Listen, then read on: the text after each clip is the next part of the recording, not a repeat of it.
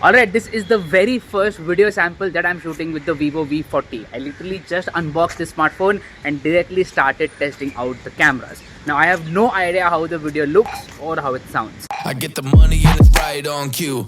Keep the duffel bag up inside my... I've always wondered how much should you spend on a smartphone to get a good set of cameras? Cameras that can shoot great photos and videos for various use cases. And I think there is no right answer here. It comes down to a combination of hardware, software and skill. But anyway, this is the Vivo V40 which costs around 35,000 rupees and comes with a very interesting camera setup. The main focus of this smartphone is the camera, pun intended. And that's why I thought it will be interesting to make this video. I have been clicking a lot of photos and videos with this smartphone for the past few days and I have compiled everything into this detailed camera review. So welcome to the second episode of Shot On. Last week we had the Pixel 9 and this week we have the Vivo V40. I took the feedback from you guys last week. The entire video wasn't shot on Pixel 9, but this time around everything is shot on the Vivo V40 including this part. Only the parts where I showed this smartphone are shot on my camera because I don't have two of these phones. If I had two Vivo V40s, I would shoot B-roll with one, but I have only one. You get the point. So welcome to Shot On Vivo V40.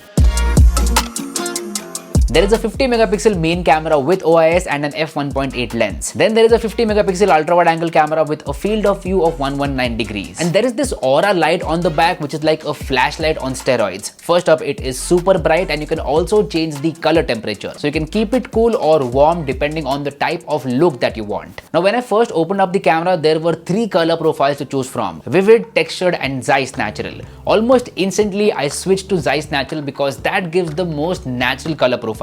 I like my images to be true to life in terms of colors and you get exactly that with the Zeiss natural color profile. It depicts natural colors consistently. And while we're on the subject of color, Vivo has done a good job in terms of color matching the main and ultra wide angle cameras. There is not a lot of color shift between these two perspectives, which is great. Consistency is key and you get that. And dynamic range is also consistent. Shadows and highlights are exposed in the proper way. It's not too aggressive. I mean, the HDR mode is not too aggressive. Some phones in this price range just overexpose the photo, but that is not the case with the Vivo V40. You get a balanced photo in terms of exposure. Now the Vivo V40 does not have a telephoto camera. Elder brother V40 Pro does have a telephoto camera, but this one skips it. So we have to rely on the zoom capabilities of the main camera for any sort of zoom. Well, luckily the main camera is good and you can shoot detailed images even when you zoom in. 2x or even 5x photos look good. And this is across lighting conditions: day lighting, artificial and even low lighting conditions. That was very surprising that 5x photos in low lighting conditions also look good. But to be completely honest, the experience of a dedicated telephoto camera is just something else. It would have been great to have a telephoto camera on this smartphone, but I get it. At this price point, it is very difficult.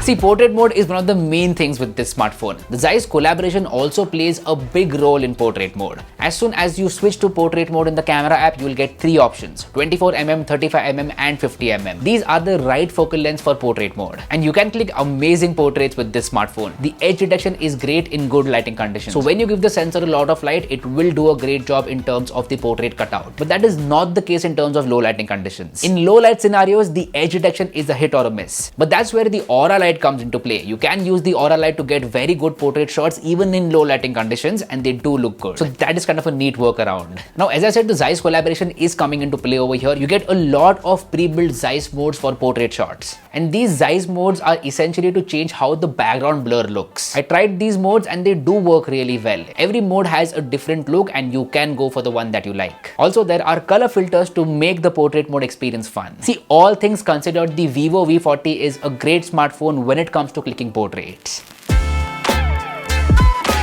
I was able to click very good images even in low lighting conditions. The night mode comes into play over here. It takes a little bit extra time in terms of shooting the photo. You'll have to be steady for a couple of seconds to get a good shot. That is the case with any other smartphone as well. And once you do that, the image output is great. Now you also get a dedicated astro mode. If you want to click the stars, I mean, if you live in an area where you can click the stars, you have the astro mode available. And for professionals who want manual control, there is a dedicated pro mode. You can control shutter speed, ISO, white balance, everything and get the photo exactly how you want. And in the Pro mode, there is also option for RAW. When you select RAW, there will be two photos that will be clicked, one JPEG and one in DNG. DNG is the RAW format which then you can edit. The ultra wide angle camera also doubles as a macro camera. I tried using the macro mode and the results are really good. So if you are into macro photography, you can do that as well with the Vivo V40.